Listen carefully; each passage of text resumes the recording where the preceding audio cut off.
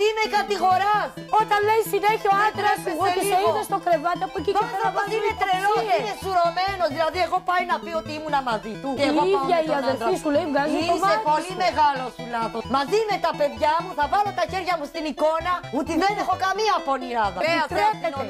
Να βάλει φωτιά το σπίτι. Και ακόμα εσείς λέω δεν κάνατε τίποτα. Του βάλατε σε ένα τρελάδικο. Ή υποψιάζεις ότι η αδερφή σου έχει δεσμό με τον άντρα σου, ή δεν το πιστεύεις. Τη μια δηλαδή με προστατεύει και τη μια με κατηγορά. Δεν το είναι πιστεύω. η αλήθεια αυτή. Ναι, το παραδέχομαι, δεν το πιστεύω.